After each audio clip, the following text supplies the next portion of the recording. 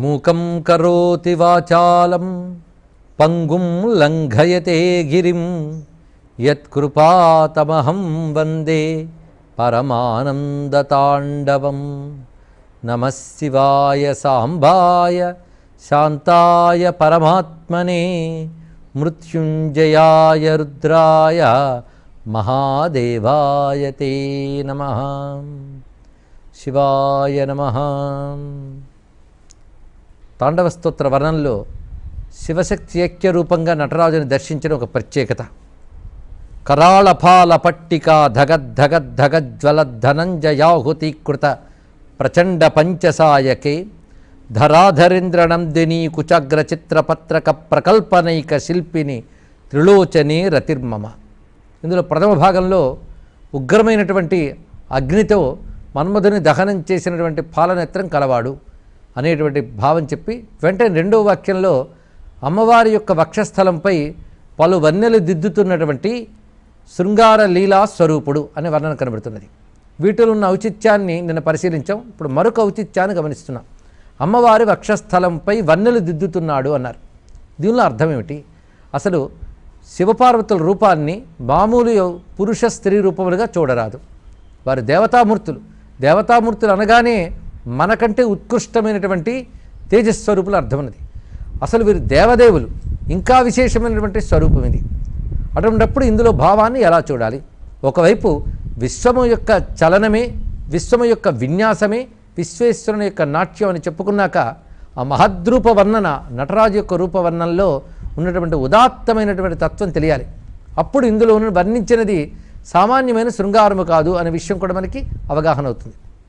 ఇక్కడ అమ్మవారి వక్షస్థలంపై వన్నెలు దిద్దుతున్నాడనే భావాన్ని గమనిస్తే అసలు అమ్మవారి వక్షస్థలం ఏమిటి?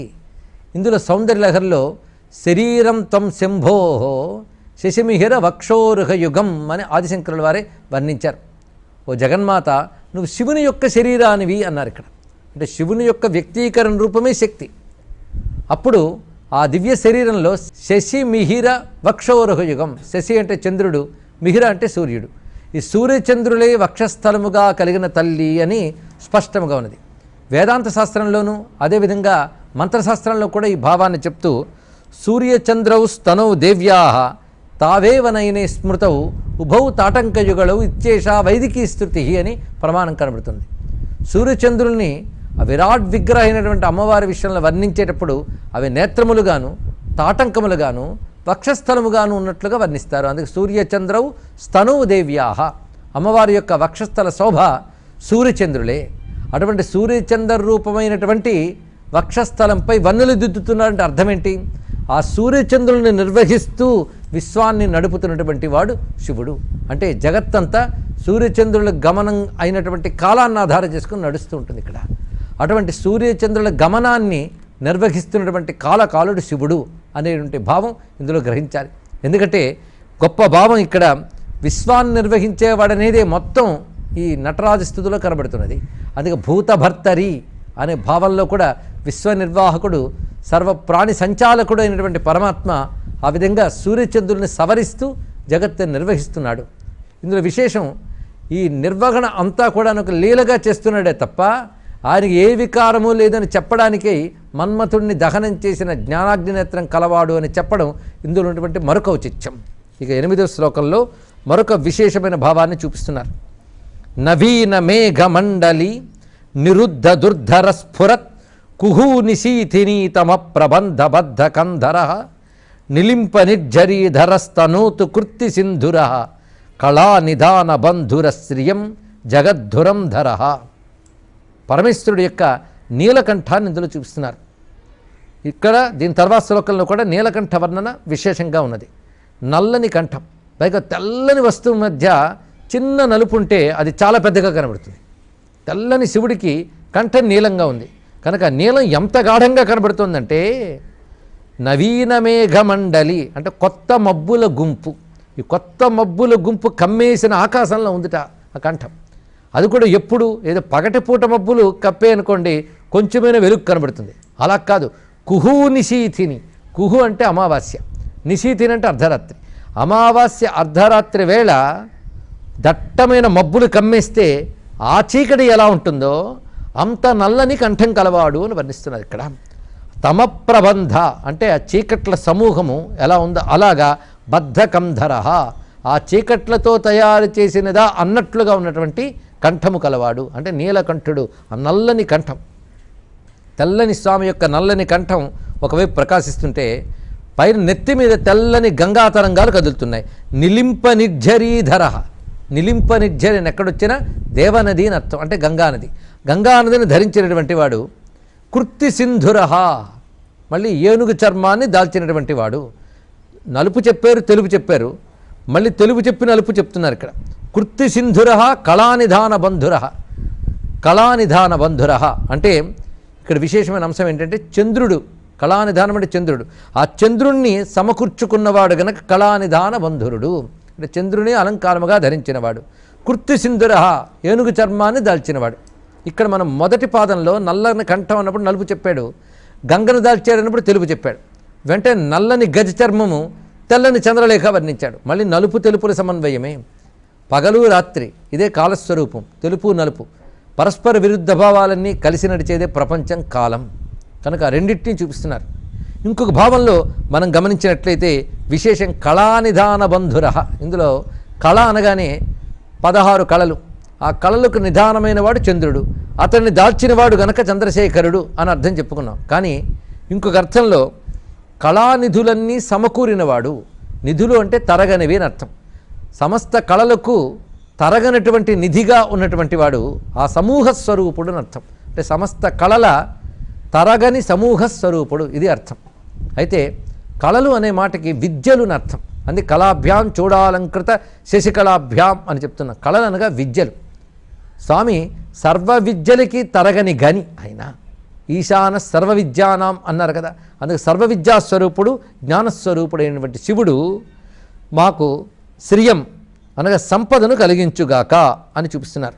అంటే తనోతు అనే మాట వచ్చింది కనుక నిలింపనిర్జరీధర స్తనోతు అక్కడికి సమన్వయం.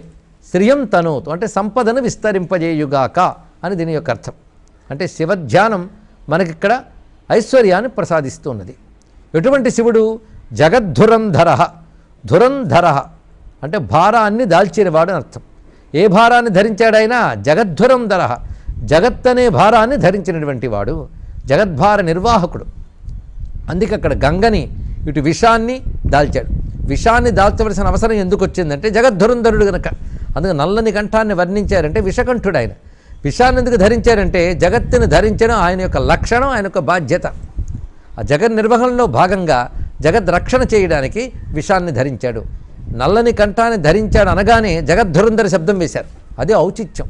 ఎక్కడ ఏ శబ్దం వాడాలో అది తెలియాలి. ఇక్కడ అది కవికి ఉండవలసినటువంటి ఉత్తమమైన లక్షణం. అందుకే జగన్నిర్వాహకుడు గనక ఇదంతా కూడా భక్తుల్ని పాలించడం, లోకాన్ని నిర్వహించడం. అందుకే స్వామి యొక్క కరుణావాత్సల్య మూర్తి ఇందులో ధ్యానింపబడుతున్నది. అటువంటి స్వరూపము మనకు సంపదలు విస్తరింపజేయుగాక నమస్కరిస్తూ మళ్ళీ కంఠం యొక్క శోభని చూపిస్తున్నారు. ప్రఫుల్ల నీల పంకజ ప్రపంచ కాళిమ ప్రభావలంబి కంఠకందలీ రుచి ప్రబద్ధ కంధరం స్మరచ్ఛిదం పురచ్ఛిదం భవచ్ఛిదం మఖచ్ఛిదం గజచ్ఛిదం ధకచ్ఛిదం తమంతకచ్ఛిదం భజే. ఇందులో ఛిదం ఛిదం అనే శబ్దం మాటి మాటికి రావడం వల్ల ఆ పునరావృత్తి వల్ల ఒక శబ్ద సౌందర్యం ఏర్పడుతుంది. దీంతో స్వామి యొక్క నాట్య వైభవం అంతా హృదయంలోనే కదులుతున్నట్టు కనబడుతుంది. స్వామి కాలి మువ్వ సవ్వడుల వలె ఇందులో పదాలు ధ్వనిస్తూ ఉంటాయి. అది ఈ శివతాండవ స్తోత్రం యొక్క ప్రత్యేకత. ఈ పంచచామర వృత్తంలో ఉన్నటువంటి భావం మొదట 2 వాక్యములు కూడా నీలకంఠాన్ని వర్ణించారు. ఇదివరకటి శ్లోకము వల్లనే నల్లని కంఠం అని చెప్పడమే ఇందులో ఉన్న ఉద్దేశం. భ్రాంతిన్ బాపు అభీతి చిహ్నమిది ఔరా నీలకంఠేశ్వర. అందుకు ఆ కంఠం కూడా కారుణ్యాన్ని చెప్తున్నది. అందుకే నీలకంఠాయ నమశివాయ. ఆ నీలకంఠ లక్షణం ఉన్నది ఆ నామం యొక్క మహామంత్రంగా గోచరిస్తున్నది. హృదయంలో ఉన్న కరుణ యొక్క మెత్తదనము ఒక భావంగా నీలకంఠంగా గోచరిస్తుందని చెప్పడానికై నల్ల కలువతో పోల్చడం జరిగింది ఇక్కడ. అలాంటి స్వామి మన్మధుణ్ణి, త్రిపురాసురుల్ని, అదేవిధంగా సంసార రోగాన్ని, దక్షిణ యజ్ఞాన్ని, గజాసురుణ్ణి, చివరికి అంధకాసురుణ్ణి, యముని కూడా సంహరించిన వాడు. ఆయన ఎవరెవరిని సంహరించారో అదంతా చూపిస్తున్నారు. అయితే భగవంతుడు సంహరించడం అంటే అందులో హింస లేదు, అది కరుణలో భాగమే. ఏ ఏ దుర్వికారాలు పోవాలో అవన్నీ పోగొట్టి తన యొక్క కరుణను ప్రకటిస్తూ ఉంటాడు స్వామి ఉంటుంది. కానీ మరొక ప్రత్యేకమైన సౌందర్యం ఆ శ్లోకంలో గోచరిస్తుంది. అఖర్వ సర్వమంగళా కళాకదంబ మంజరి రసప్రవాహ మాధురీ విజృంభణ మధువ్రతం స్మరాంతకం పురాంతకం భవాంతకం మఖాంతకం గజాంతకం ధకాంతకం తమంతకాంతకం భజే. చదువుతూ ఉండగానే ఒక మధ్యల ధ్వని ఈ పదాల్లో మనకి వినిపిస్తూ ఉంటుంది. అలాంటి రచన అయితే కేవలం ఒక శబ్దాడంబరం మాత్రమే కాదు, ఒక ఔచిత్యం ఉదాత్తత కలిగిన భావ వైచిత్ర్యం ఇందులో మనకు గోచరిస్తుంది. ఇక్కడ అఖర్వ సర్వమంగళ, సర్వమంగళ అంటే జగన్మాత పార్వతీదేవి. ఆవిడ అన్నీ మంగళములే. ఆవిడ స్వభావం కానీ, నామాలు కానీ, రూపములు కానీ, తత్వము కానీ అన్నీ మంగళకరమైనవి కనుక ఆవిడ పేరు సర్వమంగళ. ఆ తల్లి అఖర్వ. అఖర్వము అంటే ఏ లోటు లేనిది, ఏ లోపము లేనిది, పరిపూర్ణము అని అర్థం. ఆ జగన్మాత పరిపూర్ణమైనటువంటి సర్వమంగళాదేవి. అందుకే స్వామి సర్వ విద్యాస్వరూపుడని భావిస్తూ విశ్వనాథ వారు ఒక మాట అంటారు. వృత్తాంతంబునయందు త్వధ్వనిత భేరిన్ పుట్టె శబ్దాగమంబు అత్తర్కాగమముద్భవించ భవదీయంబూకృతిన్ వేదముల్ తత్తత్ సంభవముల్ శివ ఉపనిషత్వం బందె నీ మేను విద్యాత్తాకారిని పొందనా కవిత కవునా నిన్ను విశ్వేశ్వర. ఇది వర్ణించారు. విద్యాత్తాకారుడు అంటే సర్వ విద్యల స్వరూపం ఆయన. ఆయనకు అభిన్నురాలు కనుక అమ్మవారు ఒక కళల పూల గుత్తి వలె కూర్చుని ఉన్నారు. అయితే పూల గుత్తి లోపల అమృతం ఉంటుంది, ఒక రసం ఉంటుంది, మకరందం ఉంటుంది. దాన్ని ఆస్వాదించడానికి తుమ్మెద రెక్కలు అల్లార్చుతూ ఇంచుమించు నాట్యం చేస్తున్నట్టుగా వస్తుంది. అమ్మవారు పూల గుత్తిలో ఉంటే ఆమె హృదయంలో ఉన్నటువంటి తత్వమకరందాన్ని ఆస్వాదించడానికి ఒక తుమ్మెదలా విజృంభిస్తున్నాడు ఈశ్వరుడు అని వర్ణించారు. ఇక్కడ ఆయనకు ఉత్సాహం కలిగించడానికే అమ్మవారు అక్కడ కూర్చున్నారు. పూలగుత్తు తుమ్మెదకి ఎలా ఉత్సాహం కలిగిస్తున్నదో అమ్మవారు అయ్యవారి నాట్యానికి అలా ప్రేరకాన్ని కలిగిస్తున్నారు, ప్రోత్సాహాన్ని అందిస్తూ ఉన్నారు. అందుకే ఆ నాట్యం చేస్తున్నప్పుడు జగన్మాత అయిన గౌరీదేవే అక్కడ అధ్యక్ష స్థానంలో కూర్చుంది. కైలాస శైల భవనే త్రిజగజ్జనిత్రీం గౌరీం నివేశ్య కనకాంచిత రత్నపీఠే నృత్యం విధాతం అభివాంఛతి శూలపాణి దేవా ప్రదోష సమయేను భజంతి సర్వే అని వర్ణిస్తుంది స్కాంద పురాణంలోని ప్రదోషాష్టకం. ఆ ప్రదోష కాలంలో కైలాసశైల భవనంలో అద్భుతమైనటువంటి నాట్యస్థలం, స్వామి నాట్యం చేయడానికి విస్తారమైన వేదిక, దాన్ని దర్శించడానికి అనేక మంది దేవతలు ఋషులు అందరూ చూస్తూ కూర్చున్నారు, భాగ్యశాలు.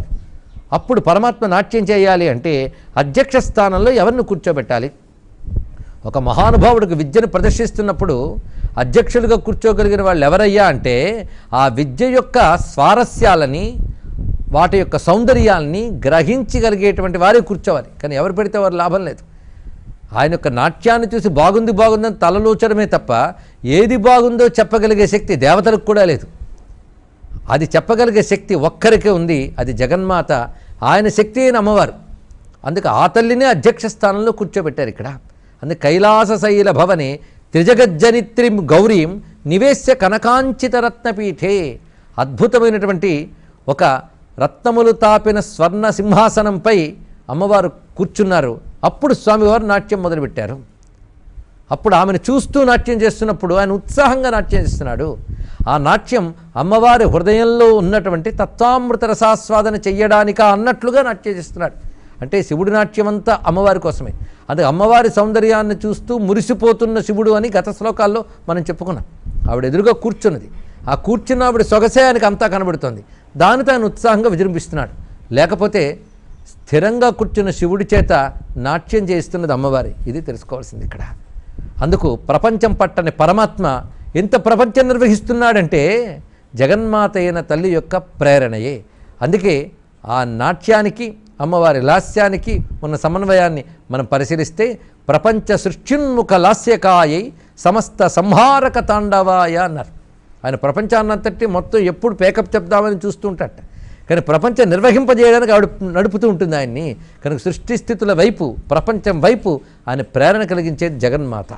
అందుకు ఆ తల్లి ఎదురుగా కూర్చునుంటే, ఒక కళల పూల గుత్తి వలె కూర్చుంటే ఈయన తుమ్మెదలా విజృంభిస్తున్నాడు. అది మధువ్రతం మనకు మాట వేశారు. తుమ్మెదకి పేరు మధువ్రతం. అది మధువుని మాత్రమే స్వీకరించడమే పనిగా పెట్టుకుంటుంది. అదేవిధంగా ఆ జగన్మాతృ తత్వాన్ని ఆస్వాదించడమే పనిగా పెట్టుకున్నవాడు ఆయన. అంటే ఆనందామృత పానం చేసేవాడు అర్థం.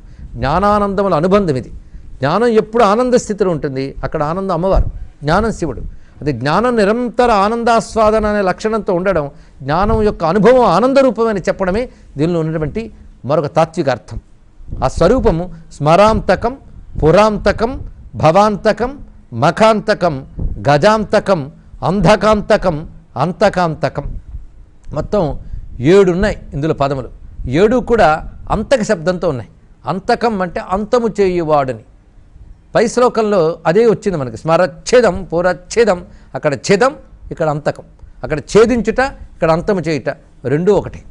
అంటే ముందు కాస్త ఛేదించాడు, తర్వాత అంతం చేశాడని భావించవచ్చు. ఎందుకంటే ఒకేసారి మొత్తం నాశనం కాదు, క్రమక్రమంగా నాశనం జరిగిందన్న భావించవచ్చు. ఆయన ఎవరెవరిని సంహరించాడో ఇక్కడ చూపిస్తున్నారు. ఎందరినో సంహరిస్తే వాడు పెద్ద కథానాయకుడు, పెద్ద వీరుడు అంటాం. కానీ ఒక కోణంలో చూస్తే సంహారం చేయడం హింస తప్ప ఏముందండి అనవచ్చు. కానీ దుష్టత్వాన్ని సంహరించినటువంటి వీరత్వానికి మాత్రం ఎప్పుడూ ఒక ఉన్నత స్థానం ఉంటుంది. వాటిని గౌరవించడం లోకంలో మనకు కనబడుతున్నది. అలాగే ఈయన ఎవరెవరిని సంహరించాడు అనేది ఇక్కడ ఒక క్రమం చూపిస్తున్నారు. అయితే చక్కగా నాట్యం చేస్తూ ఉంటే ఎవరెవరిని చంపాడో చెప్పడం నిజానికి అనౌచిత్యమే. అటువంటి హింసారూపమైన క్రియలు చేసిన వాడిని ఒక అందమైన కళారూపుడైన నటరాజుని ఎలా కీర్తిస్తామండి అని భావించనక్కర్లేదు.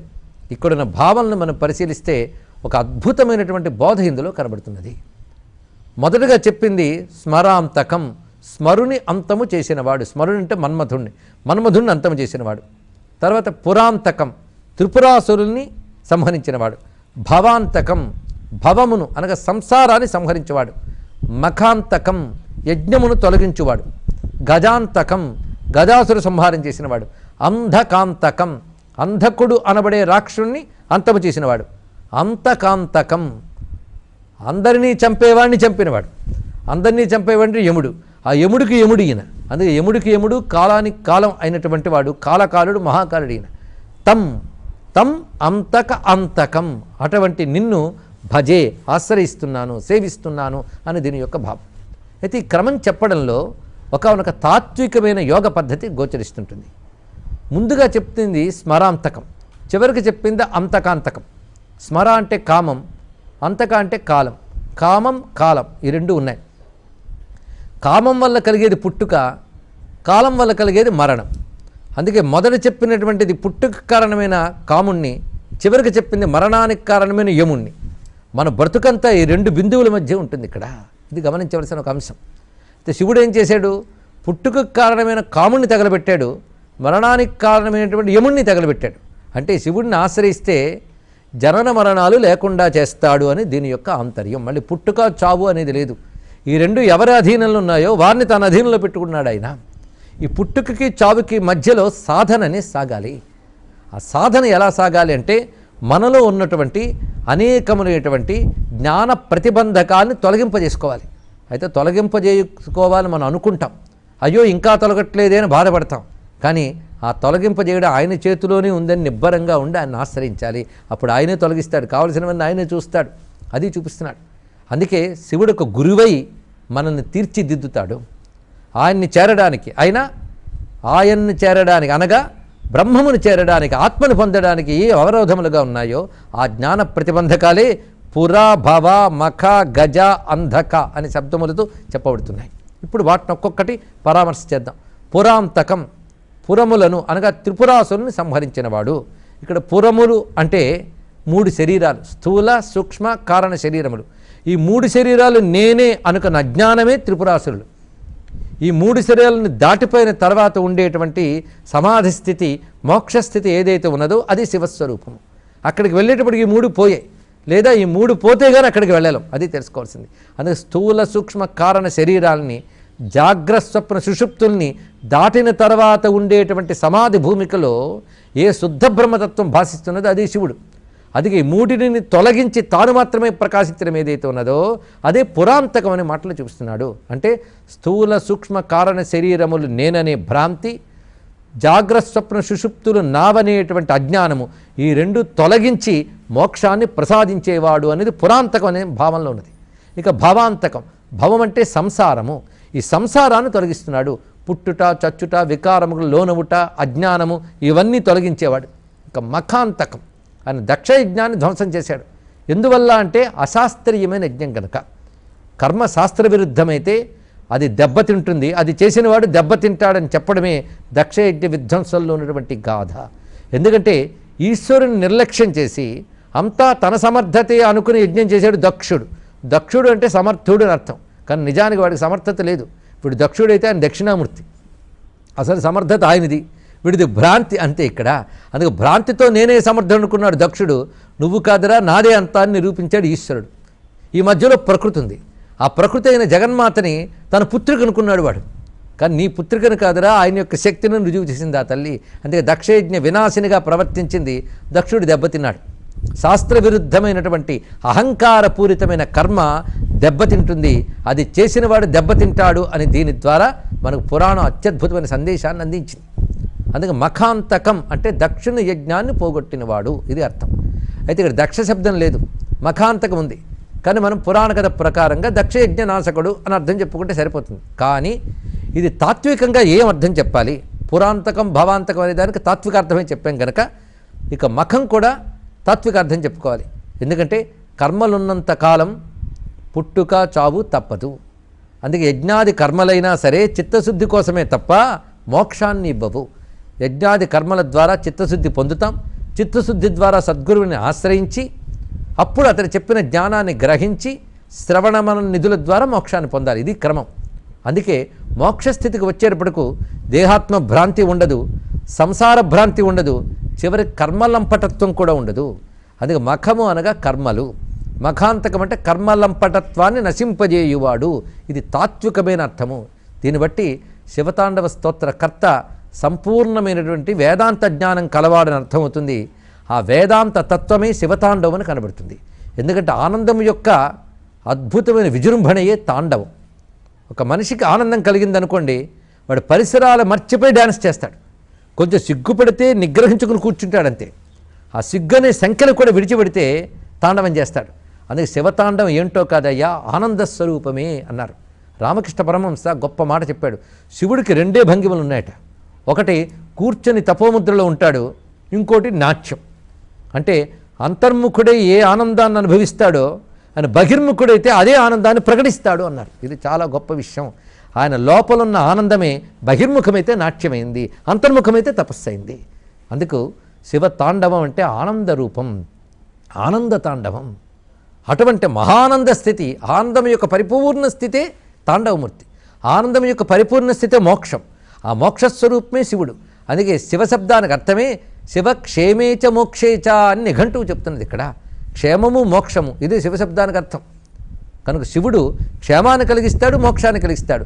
క్షేమం ఇహలోక పరలోకాలకు సంబంధించింది, మోక్షం పరమార్థానికి సంబంధించింది. రెండూ శివుని యొక్క స్వరూపములే. ఆ పరిపూర్ణమైనటువంటి మోక్షానందం ఎలాంటిదంటే పురము భవము మఖము కూడా దాటిన తర్వాత వస్తుంది. వీటన్నిటికి అడ్డుగా నిలబడింది ఏమిటాయి అంటే గజం. గజం అంటే ఏంటో కదా, మదం. ఆ మదాన్ని నిర్మూలిస్తాడు కనుక గజాంతకం. మిగిలిన అంతకాల నటరాజస్వామి వారిని రేపు పరిశీలిద్దాం. సర్వం శ్రీ తాండవేశ చరణారవిందార్పణమస్తు.